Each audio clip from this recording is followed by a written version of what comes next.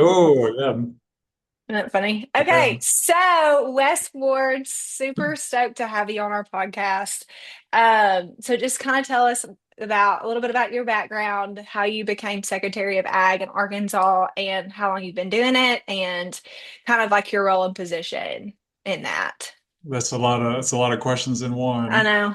But yeah, I grew up in Northeast Arkansas, small town of Lake City, right outside of Jonesboro. So not a lot there other than agriculture. So just kind of grew up with and around the industry, and uh, left for the Marine Corps as soon as I could leave town, as soon as I graduated high school, and have been involved with the Marine Corps ever since then. So I've spent a lot of time doing that. But agriculture has always been really important to me. And so when I came back off of active duty, I went to school, got a ag business degree, and then went to law school, and then did a joint degree program for a master's in ag economics and a master's in ag and food law.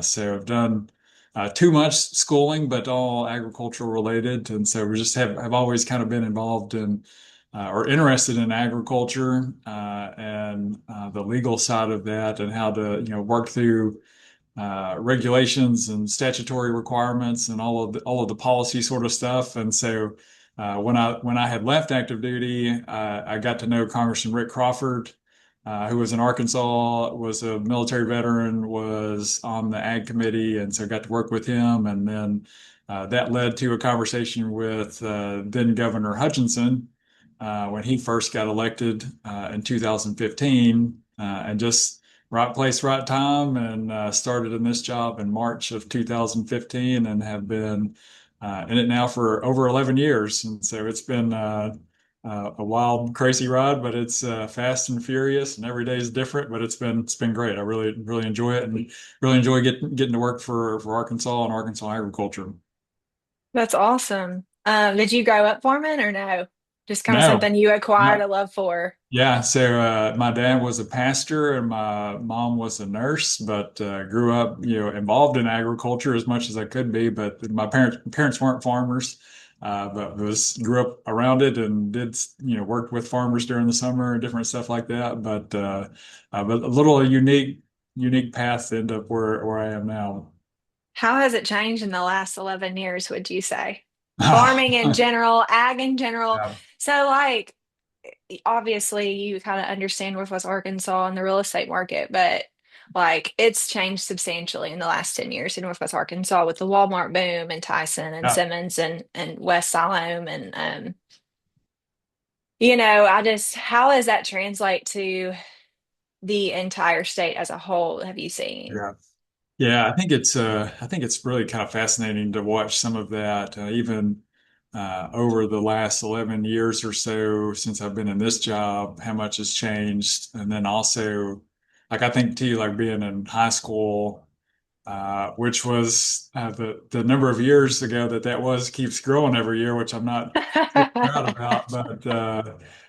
But even just how much has changed since then is just really kind of just really interesting. And so what, maybe in East Arkansas, what we had considered a large farm, and my high school days is significantly different than what we would consider a small or a large farm today. But you see, it's really interesting just kind of watching the whole state on what's shifted and changed. And Northwest Arkansas has been one of those too. That's just fascinating. We talk a lot about overall economic impact to the state and how important agriculture is. And some people forget, agriculture is our largest industry, and every area of the state's a little bit different. But Northwest Arkansas has some of the highest producing, cash value agricultural production in the states still in Northwest Arkansas, even right now. It's just like, wow, that's incredible. Do you Uh, see more of that in poultry? it is, yeah. Poultry is a Yeah. big poultry and cattle obviously are big contributors to that, but it's just with all the growth, just explosive growth in Northwest Arkansas. Still, agriculture is a really important piece of that area of the state. So it's pretty neat to see that. I think it's cool how we have like so many avenues of farming in the state of Arkansas. Like we've got the number one rice capital of the world, and we've got poultry, Yeah, then we've got cattle, and it's just yeah. really cool. Yeah, I agree. It's I try to we take it for granted, honestly, and it's interesting when you talk to people a little bit more removed from agriculture, and a lot of people are just they don't, it's not uncommon to run into someone and be like, well, is that Arkansas rice? And like, we grow rice in Arkansas. It's like, yes, we do. Same for like poultry or just we to your point that we grow a lot of different things in Arkansas and are very successful in a lot of different things. So a lot to be proud of, but it's very diverse agricultural state. Do you know this is just a kind of an off the wall question, but do you know, like, in the last year, how many farms or acreage has sold in the state of Oh, farmland? that's a good question. I don't know as far as like real estate transactions how much there's. Is that a trick question? Do you know the answer? No, I don't. I don't quote me on this, Yeah. but I think it's like over 160,000 acres of Really? farmland was sold. Okay. Yeah. Yeah. For development Interesting. across the whole state. Oh, But I didn't know out if of you production. knew. Yeah. Yeah. That number that wouldn't surprise me, honestly. And there's some interesting groups across the country that are really spending more time on American Farmland Trust and others that are kind of looking at the amount of production agriculture that's taken out into more commercial development really across the country. And then I should have brought some of those numbers of just the number of acres per day that we're losing in agriculture, which is a little bit scary sometimes when you think about those numbers. But conversely, our agricultural production has become so efficient, and the ability to produce has increased so much. Like it is, there's some offsets there. Like we can do more with less now, so that offsets some of those concerns. But there is a lot of agricultural land that's coming out of production. When you look at East Arkansas and the row crop industry, there's really no or not very many crops that you can produce right now that are profitable. And so you see a lot of those like, well, what else can we do with this land as opposed to leaving it in production? Yeah. So it's interesting. And then look Northwest Arkansas, there's the residential development, like all of those things. There's a lot of pressure as that continues to expand into traditional agricultural lands. What did you said we can do more with less now. Yeah. So how does that impact conversions? Like explain that a little bit. Yeah, I'm just meaning, the bushels per acre, pounds per head, like all of those efficiencies, productivity gains that we've seen. So, certainly there's still impacts to losing land out of production, but the amount that we're producing per acre has increased as well. And I wish I'd brought some of those numbers as well, but the advances in the technological and the production advances have been pretty, yeah, very fascinating as well. Just our ability, the science behind, the poultry production, like the number of chickens that get produced in Arkansas every year is like it's a really big number that I don't know that most people recognize that, but they've got it down to there's no inefficiencies in that system. Like it is. Like Uh, broilers keep them 90 days, don't they? Keep chickens 90 days. It's like oh, it's like down to the hour. It's like it chicken is, farmers, yeah. especially like up here, they were like, get those chickens Oh, out, get more it is. in. Yeah. It is very detailed schedule. Like this much feed, this much water, this much like it's all down to very specific. And so those sort of efficiencies in production that have resulted in gains that you can do a little more efficiently with less land. But still, it's an interesting time for sure. hmm Are you seeing more opportunities in particular areas for farmland and ag production more than others in the state? I think there's certainly, if you look at Arkansas as a whole, we're like 33 million acres or so of total land in the state. Um, it's about 98% of the state is in agricultural or forest land. So it's really like only 2% of the state's in like urban. That's It's a just great fact. it's super interesting. Like it is, I think it's like 41% and like agricultural, like row crop production, and 57% is in farmland or forest land. So like 98% of the state is still agricultural use. So the 2% is where everything else happens, which is still just bizarre. But when you look at just opportunities, like Northwest Arkansas is exploding, Central Arkansas, Jonesboro, like there's these pockets of like there's growth for sure. Like Arkansas is Mhm. growing, our population's increasing, more businesses are coming to the state. But where you see the opposite happening is definitely in the rural areas. And so I don't think there's an area of the state that's unique from that. I think it's just the more rural areas outside of those more urban places. Really, East Arkansas is definitely has a lot of that where you see population decline. And so I think those sort of areas, the more rural aspects where people are leaving there, I think are opening up opportunities for to invest in agricultural land because it's we see it from here in Little Rock. Like someone may live in Little Rock and they're driving an hour and a half to the farm, and it's like, how long are they going to do that? And are their kids going Right. to? And they might not. And so at some point, there becomes a question of like, what do we do with this land? Because I'm tired of messing with it.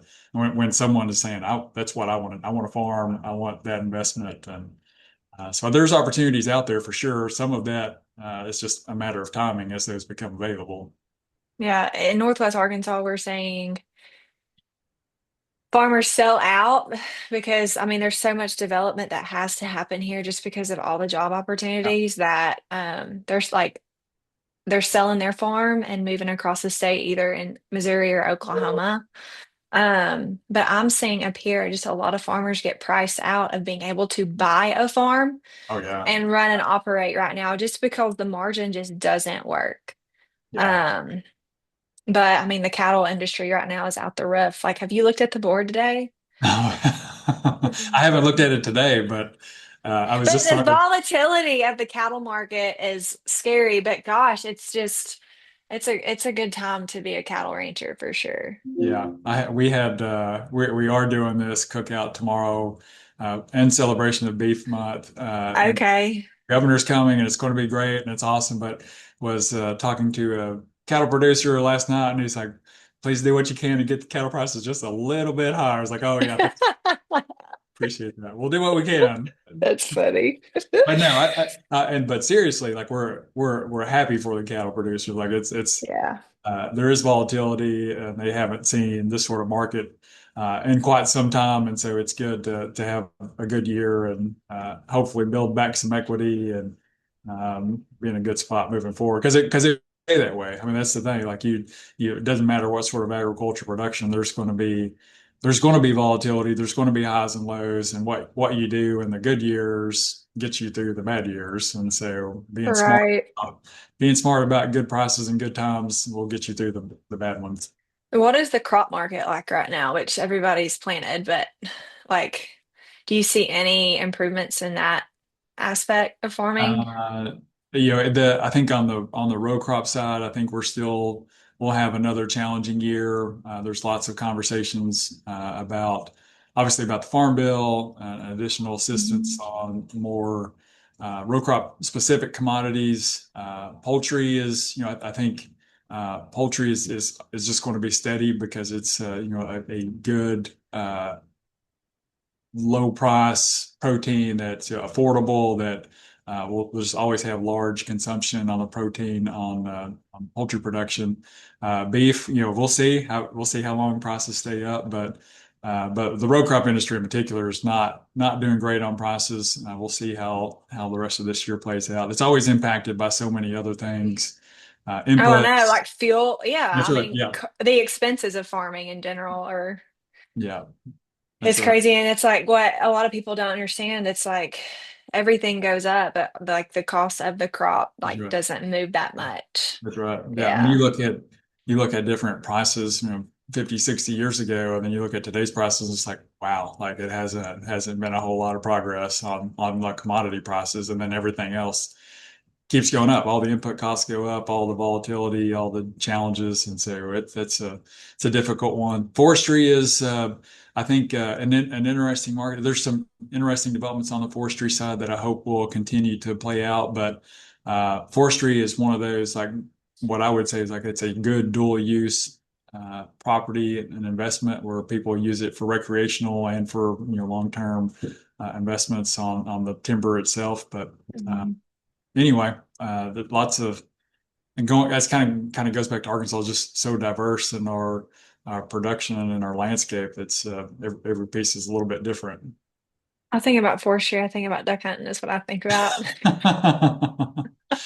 That's yeah. That's I mean, how I was raised. yeah. I mean, I think there's a lot of when you think of agriculture producers, we try to have this conversation as much as we can too. It's like you can't keep doing what you've always done. You've got to find ways to be more efficient, to be more productive, to reduce cost, add more value added production, processing, those sort of things. The more that you can capture on farm, the better off you'll be. And like for, row crop industry, the rice industry, if you can tie that into duck hunting or some other uh, revenue producing thing that you can have on your farm, the better off you're going to be, obviously. Hmm. Are there any like any state policies or regulations that landowners should be aware of or take advantage of? Uh, not from a state perspective. A lot of those you'll see several on the federal side with USDA, and even I saw something this morning on the Nature Conservancy has a program out there for people who are wanting to convert cropland into timberland and different kind of wetland enhancement, conservation sort of programs that are out there. Not always government funded. Sometimes they're like nonprofits that are doing that sort of work. But the conservation piece, I think, is where there's interesting programs out there and incentives for people that are looking for those sort of things. Hmm. So how can local leaders and landowners work together to support smart growth in Arkansas? Yeah, great, great question. The growth piece of that is interesting. I do think having conversations about how important agriculture is just a big piece of it. And so you see a lot of people that understand it, and you see a lot of people that don't. And so we were just having a conversation with the governor recently, and it was about some sort of like tourism piece, and she said like in front of this big group, it's like, well, agriculture is still our largest industry. Like we've got to make sure like that's the backbone of our economy. We've got to make sure that we're not doing something that's detrimental to the industry. And so a lot of people get it, and a lot of people don't. But just making sure that piece, just of how important agriculture is to our state's economy, is important for people to understand. I think there's a lot of separate from the growth aspect. I think there's a lot of opportunities where local leaders can be involved in agriculture. We're working through that with really expanding domestic markets, consumption on the state level, working with schools, making sure that they have opportunities there for local producers, farm to school, those sort of things. And uh, we were kind of going back to the rice conversation. I'm sure it would be the same for poultry and beef. East Arkansas school, and you ask them like, "Do you serve any rice?" And they're like, "No." And it's like, "Why not? Like you grow it. Yeah. Why are you not serving it?"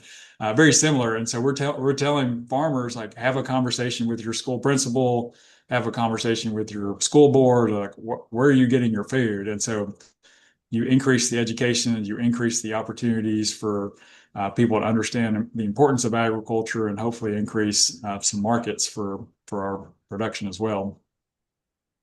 It's funny, like so I obviously know a lot of people up here in Northwest Arkansas, but they have never been like down south. Yeah. And so they're always like, "Where are you from?" And I'm like, "England, Arkansas." And they're like dumbfounded. And like, "Do you know where Carlisle is? Do you know where Hazen is?" And I'm like, "Okay, what about Brinkley Cotton Plant?" They're like, "Yeah, I know Yeah. where the Brinkley Cotton Plant is." It's like you can't miss it on the way to Memphis, That's you right. know. Yeah, that's right. But yeah, Yeah. the growth in Northwest Arkansas is crazy. I just was curious like how the ag market was affecting South and East Arkansas and Yeah. um Yeah, it's there's a lot of definitely a lot of changes happening, and it's broader than just population base. Population base is a big piece of that, but when you look at, I'll give you an example. In some of these rural areas, their infrastructure is 50, 60 years old. Like it's coming to the end of their lifespan of whatever infrastructure, water, Mhm. wastewater infrastructure, whatever it may be. So if you have someone living in a small community, now they don't have a lot of off farm work opportunities. Their water and wastewater infrastructure is bad. The hospital just closed. The schools, doesn't have enough. Like at some point, people say, "Well, why am I still here?" So just making sure that agriculture is a part of that conversation is important to help increase opportunities for the agriculture community because as agriculture goes, so goes the rest of the state. Like if you're local Right. 98%. industry, exactly. Learned Like, today. Yeah. yeah, if your ag industry is strong and productive, your schools are strong, your hospitals are strong, you can afford to make infrastructure upgrades and maintain those systems. And so really it's like it is the foundation of our state, really of our country. Like that's what it's built on. And so how it goes is really how the rest of the state and the nation goes. So, out of curiosity, I've heard like a lot of row crop farmers are getting approached by like people with wind turbines, and they're trying to put wind turbines on their property and like lease those out. So, like, I'm just curious as to what your thoughts are on that. Yeah. Can I say no comment or do I?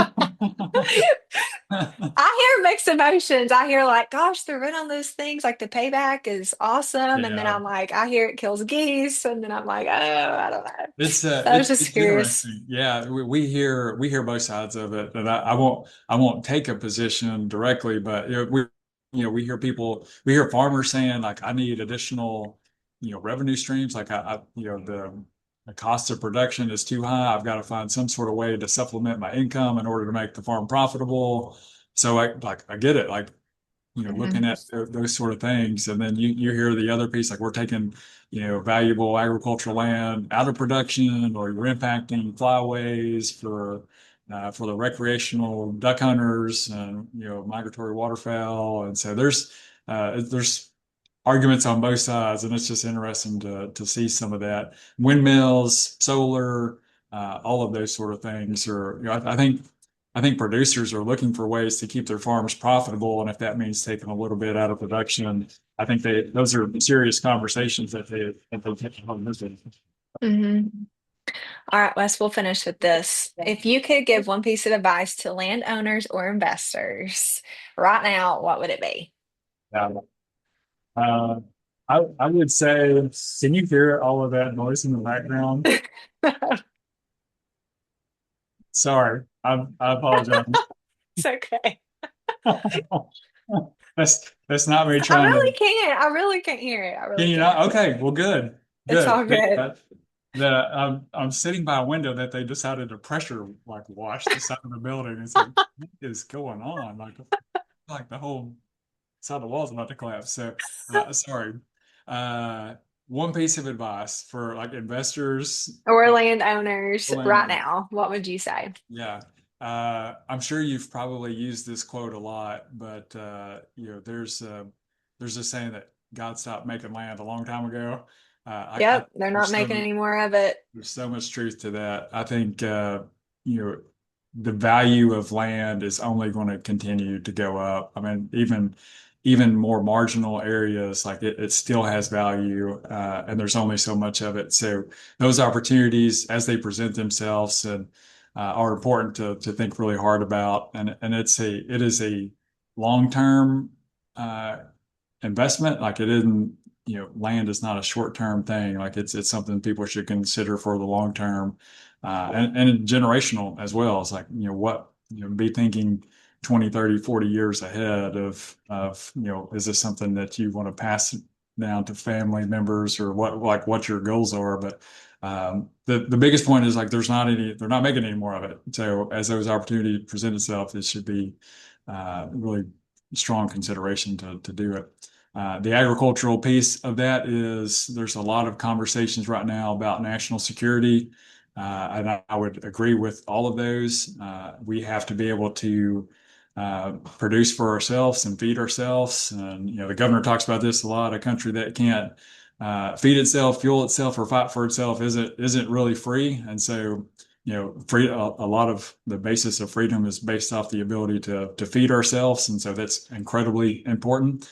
And having that sort of freedom individually is also very important. So the threats are out there from external sources. We can't depend on export markets. We can't depend on someone else to grow our food for us, and being able to have that security ourselves is not just from an individual standpoint, but from a state and nation. It's something that we should not undermine or undervalue, just the importance of that. Wes, this has been a blast. Thank you so much for being on here. No, happy to do it. Sorry for the loud noises in the background, but no, it really, like, Arkansas is just such a unique and interesting state, and really, like, we've got strong. I know you do work in other in Oklahoma and Missouri too, but we've got strong relationships in those states too, and I think that's what makes agriculture just so special. Like, everybody.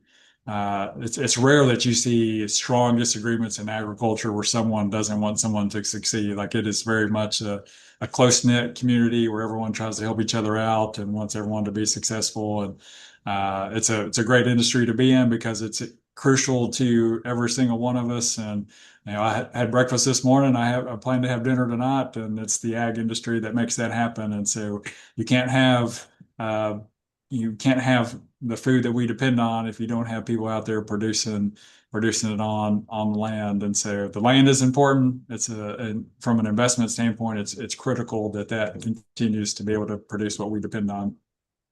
Yep. Awesome. Well, thank you so much for being here, and we will talk soon. Sounds great. Thank you.